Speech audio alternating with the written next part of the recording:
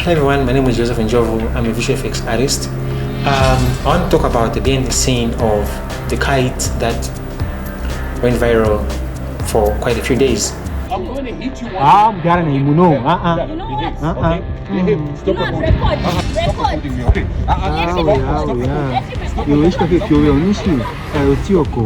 Behave yourself.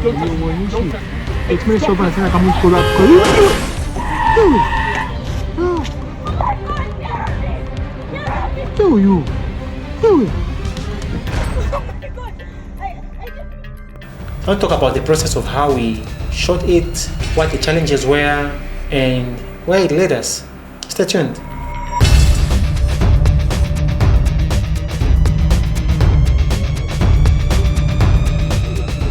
One of the coolest shots that we've seen even in movies are shots called the Warner shots. So basically they are shots that appear to be continuous and not have any cuts, and we've seen them in all the good and coolest movies ever. Kind of feels or seems like there isn't any cut when those shots are made, but in the actual sense it consists of multiple shots, multiple takes, and they use clever ways to merge and stitch those shots together to make it look like it was one shot. One of the challenges that we had shooting this is that it was supposed to be a one shot. It is a one shot actually, and you have to think carefully and plan carefully on how you're going to shoot and execute everything, because one slight mistake and you're going to end up in hell figuratively. I mean, it will give you hell editing, which is why you need precise calculations and discussion before you even begin shooting. Don't laugh, you're upset. I'm upset. Yeah. We didn't have enough time to plan, we didn't have enough time to discuss, or enough time to shoot for that matter. So we only had 30 minutes to shoot everything, and the sun was already setting. It was around 5 p.m, which is 17 hours. We were supposed to start shooting somewhere around 3 p.m, but we were kind of late, and we found that everyone was busy, and we had to almost cancel and put it on the next time, but we couldn't do that. We had to just literally find every minute that we can so that this shoot can happen and we don't have any reshoots. So 30 minutes isn't really enough to make this kind of shot.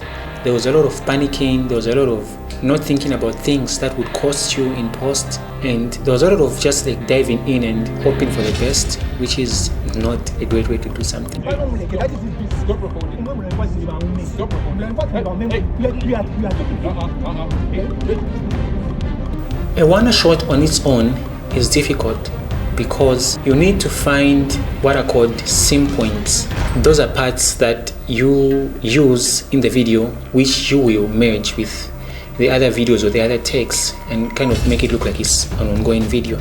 This video has got scene points that you will be surprised to see that are there that you didn't even know were there. If this video was shot in landscape, which was the original plan, it would have been way easier. But the fact that it was shot in portrait, due to the fact that we wanted it to have the believability that it's actually something caught on camera, because there's no one who goes shooting something on camera and going nobody does that. Everyone shoots like this. That is how you get something on camera. So now, shooting like this means we have limited space from this side and from this side. And if it was shot like this, meaning would have enough room to work with. If you want to stitch anything from this side, it's going to be very difficult to stitch because it's cut off. So you need to extend past that way in there. You need to extend past that way in there. If you look at how they are both standing, they're almost off frame. Stop pushing it. When shooting, if you make any mistake of not framing them correctly and someone or either of the two gets cut, if you want to reframe them later and put them in the middle, it's going to be difficult because one of them wasn't in frame and they were cut off. So meaning you either have to recreate the part where they are cut off, or you have to find creative ways to merge them. So having the time frame that we had means we are going to make these mistakes a lot because you're thinking about so much. You're thinking about whether the acting is great, you're thinking about whether what you're shooting is okay, and then there's time you don't understand to set, and then all these takes that you're doing have to look like one take, otherwise you'll be forced to reshoot everything later. So originally this video was supposed to be very, very long, where it starts from this guy kind of saw these people arguing like from a long distance and was capturing them, and then he starts coming and approaching them until the whole thing happens. But in the end it ended up feeling like it was too long, so it was cut to start somewhere where it's almost near the main thing happening, because many people won't know what the video is about and they may just end up clicking away unless if they know what the video is about. So avoid the so you want to. The way we shot this is, obviously we had a little bit of a discussion, just like for a few minutes, where we know how they're going to move, we know what they're going to talk about, and they had to do a few run-throughs of the words that they're going to use, a few takes of those words. Also we start now. I know, like stop recording. Oh, okay. Because I wanted to do the first thing. Wait, we can watch it about. And then we had to find a sim point. So while we were trying to figure out, the camera guy, the one that I was filming with, he had a suggestion which was very bright. He said, instead of starting, because remember the video starts from afar where the guy is capturing them from afar and then he approaches them. So instead of starting with that, why don't we start with the main action, which is the most difficult one, them arguing, and she pushes him. What is the stitch point, or what is the sim point? So the sim point was him covering the lens. Actually it was in reverse. Instead of them starting whilst they're arguing, he started with his hand blocked on the lens, and then when it was action, he sort of moved the hand and they continued arguing, because we knew exactly what they would say the moment where he's covering the hand. So we started with the second one. So one of the rules was the camera shouldn't move, it should be still as possible. There was no tripod, there was no gimbal, it was all hand out, but we wanted it to be as still as possible so that in case there's anything wrong, then you would have less to work with than if it was actually moving, because there'll be a lot to look at and to take care of. But there are decisions that you make if you don't have enough time to plan, which will cost you or which would help you a lot. In our case, shooting as still as possible helped in many ways, but in other ways it was hell again. And due to so much pressure of thinking about time and us losing light and stuff, I forgot to capture what are called clean plates. So clean plates are basically clean or empty backgrounds with no one in the shot, either of your plate or of your surrounding. I didn't capture any clean plate, I forgot to do any of that. It would have been way easier if after the shooting I'd stood in the same position and just sort of like panned around everywhere, up and down. If I had all those plates, it would have been easier for me to just recreate everything, but I didn't have any of those plates. In the second take, where now we are supposed to shoot the guy from afar and approaching them, because we had to like reverse everything, I didn't exactly point in places where I would later need those clean plates.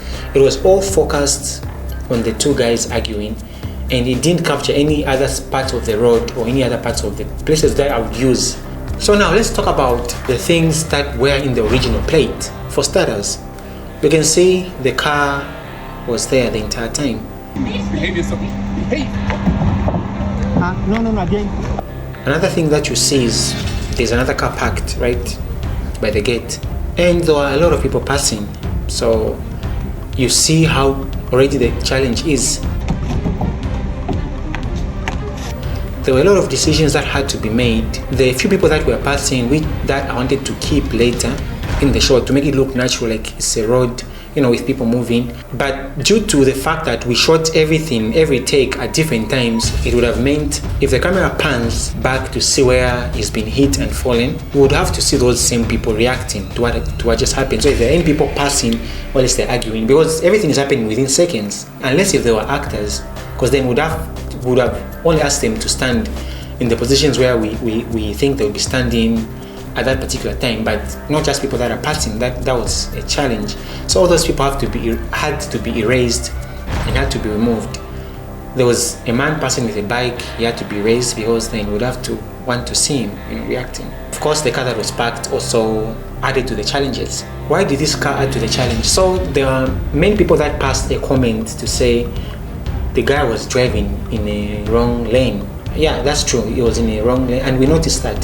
Initially, we weren't meant to use the side of the road that we used. We were meant to use the other side of the road, which would have been the right lane for the driver to use. But the problem is, from where we were shooting from, the other side of the road, there wasn't enough room because there was like a turn and then there was like a main road. So I've already seen the car in the view coming really quick. Then she put like all in one shot. Like I don't want it to feel like it's cutting and stuff.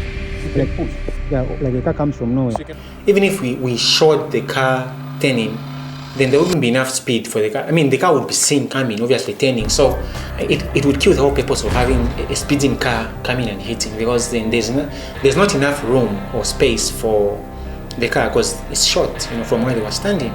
So we had to just change and use the other side of the road, which was the wrong lane, but we had no choice. So then the second one was the original position that the guys were standing when filming isn't the one in the final one. So they had to be moved in this space to make them stand somewhere further, because the video is starting on him blocking the camera. So after blocking the camera, they have to move backwards to stand at a position that they'll be ready for the car to come and hit. But in the original, the car was parked somewhere near to off screen. So meaning there wouldn't have been enough room to see him being hit, because then it would be him standing right here, then the car is right here, then immediately he's hit, he goes off frame, so we don't see enough of him. And then it would have ended up looking like one of those cars that we see where straight side view, someone being hit by a car and then they just go off frame. I didn't want that. I wanted where we see it coming in this space where he's hit and then it's coming in this space like that and goes off frame. It kind of feels like there's depth than just having it be in the side and going off frame. But again, the challenge that we had was the fact that it was portrait, so there isn't enough room. If it was landscape, I would not have been forced to move them from this position to somewhere in this space, because then would have seen more of the background and the car hitting him and going off frame. Go, spin, go. Oh my God, Jeremy! Jeremy! Oh my God! So moving them from where they were isn't just like a click of a button.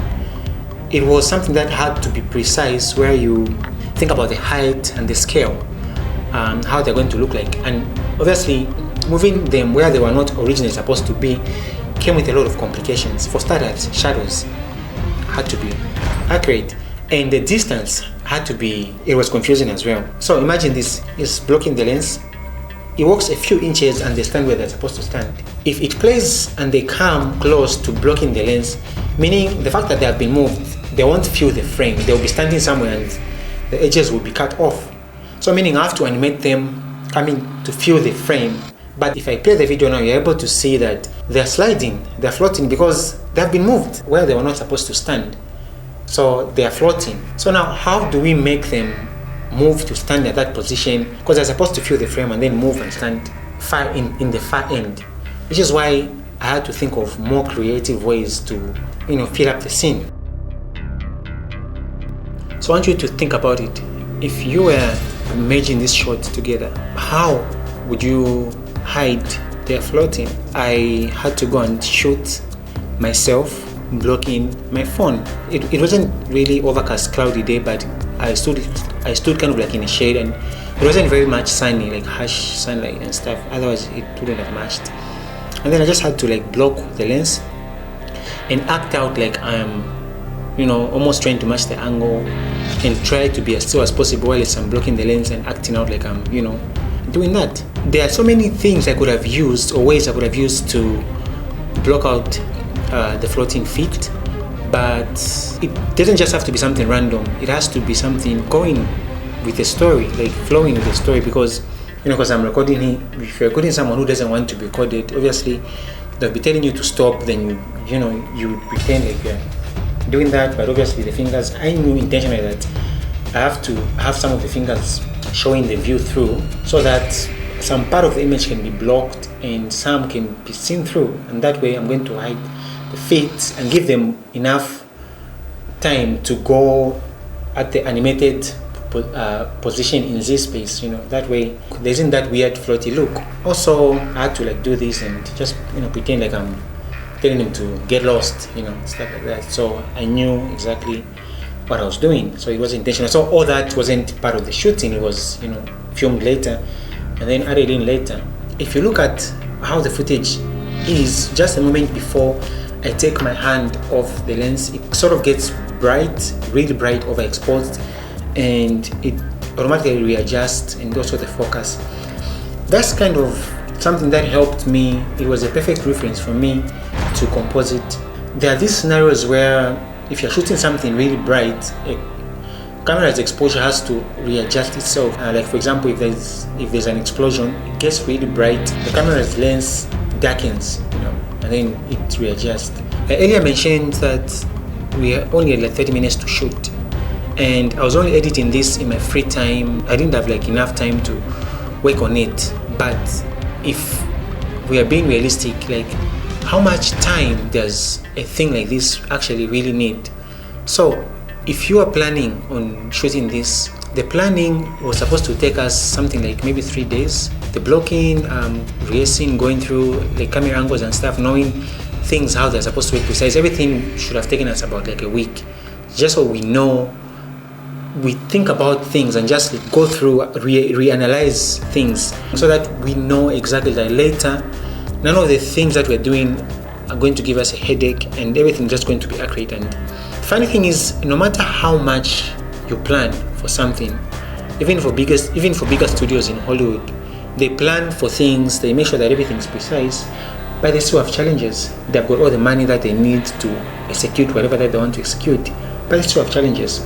Now imagine if you don't follow the right procedure to execute a certain shot. Imagine the stress, imagine the pain and the headaches, and imagine on top of that even having less time, because you need more time to make such a shot. I spend quite a few sleepless nights, like I do most of the time.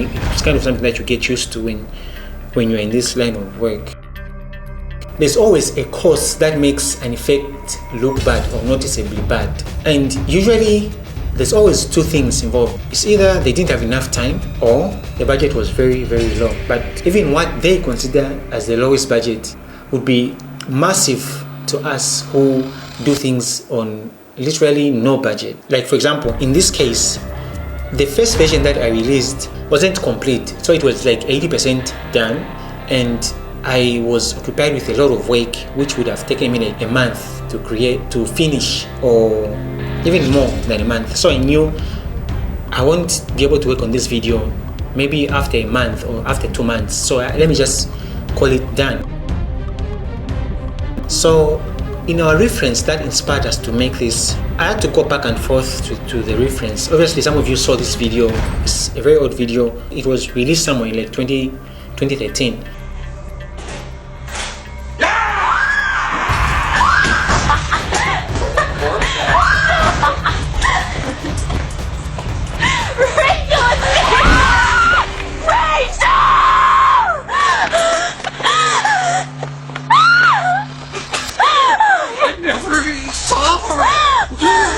It went really viral on YouTube at that time, and the first time I saw it, I was convinced that it's real. And then I later ran into a behind the scene, and my mind was blown. I didn't know how they did it. I didn't know how the behind the scene wasn't even that detailed. It was something that someone filmed on television. It came on a certain channel, then someone shot it on phone, then he released that version that he shot on phone on YouTube. Then accidentally I just saw it after like a year of believing that it was real.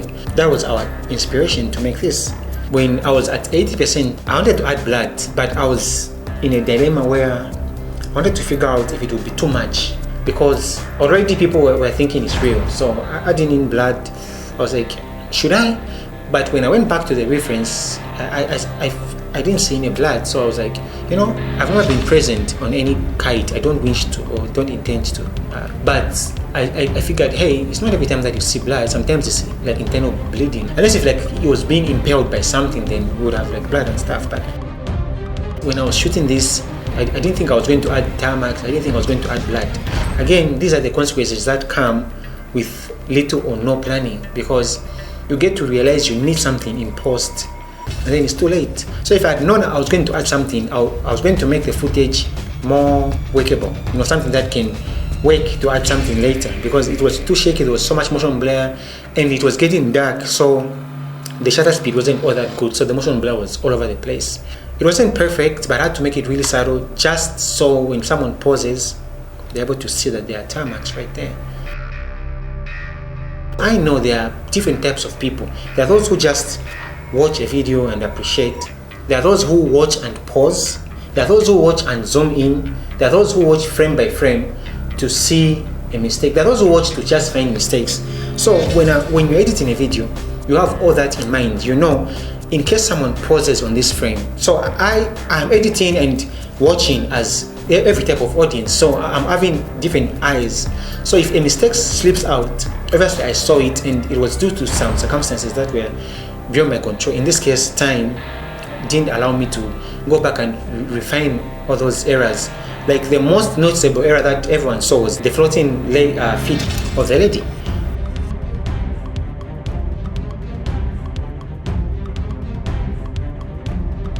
I had to separate the lady and the guy because after he gets hit by the car, he's being animated to follow the car. So they are shot as one layer. If I split the lady and the guy, I can't move them very far apart from where they were not. Otherwise, the guy is going to have holes or gaps from where the original layer of the lady was, because obviously they are together. So I can't separate them far enough because the lady is going to have holes from where the guy is supposed to be, and the guy is going to have holes from where maybe the hands were passing. So I either have to go and repaint in those holes, or I have to not just move them far enough apart. But how do I make the guy move following the car and have the lady remain standing? Because they are short as one layer. So that, I don't know if you picture that challenge. Because if I move the guy, the lady is moving with him. So there was a lot of work around and stuff to just make it work. I went like frame by frame trying to fix the position of her feet. It wasn't just perfect enough. So I figured, hey, I know that a few that are going to notice, but whatever. Fortunately, that was the point of people believing that it's fake, because everyone was pointing to say, hey, it's fake, look at the feet is floating. In nature, when something happens, the brain sort of freezes a little bit and there's a delay in thinking. So have you ever heard of the saying, it happened so fast? So what the guy's mind has to be is, someone gets hit by a car, he gets shocked, so after like 2 seconds, he has to then realize someone has been hit. So then he reacts to that. So the reaction would be, like trying to be scared, not that he's trying to shake, but he's trying to be scared. But by the time you're doing all that, the car's already passed, because it happened fast. It happens within few seconds. At one time, you're trying to pan to the lady and ask her, what have you done? But you can't pan all the way because you're trying to, also you're scared, you're trying to react. At the same time, there's a guy who has been hit, who you're supposed to, go. So it can't be instant where gets hit by a car, you're following the guy. It can't happen in nature. Look at where the lady is when she pushes him. She's somewhere far, on the far end of the road. And then when the camera pans down, all of a sudden, she's already there. How did she move all this distance? So those are things that I had to think about, to say the distance is not allowing her to move that fast. So then how did I solve having to see the lady react before she can be seen running after the guy? I had to call her and ask her to send a certain footage. I asked her to shoot herself on phone, to film herself on phone. I really love saying shoot. And I gave her directions on how she's supposed to film, and she should be in the same mood, the same intensity and energy, and she's supposed to just like sort of kind of react and run off frame. She sent me a few videos, they didn't match. The final one that she sent, it was the closest to the best that she could give. So the perspective wasn't perfect, but I knew that I would only need a glimpse, only to see her that she's actually there, even for a second. The shirt of the footage that she sent is not the shirt in the video shooting. They were using that costume that particular day, they were shooting something else. So when we are done shooting our own thing and done a rough edit and rough cuts to just how it's working, when I realized that I would need footage of her, it was after a few days. So when I called her and asked her, she said the shirt that she used originally was taken by the production that they were doing. So she didn't have access to that anymore. And the closest that she could find was the shirt that she ended up shooting in that video. So imagine having to cut her out of the frame. She's having black hair, all these braids and hair strands are like flying all over the place, and I have to roto each strand. And not only that, I have to change the color of her shirt. Yeah, I wish she had worn something like a green or like a blue, because blue is really easy to shift, like you just shift the hues. But the kind of white, like washed out white that she showed me, that she gave me, by the time the camera is panning down, we can now feel that she has had enough time to run in time to reach. There are many things that I've pointed out in the video that weren't in the original. There was also this car that passed behind him.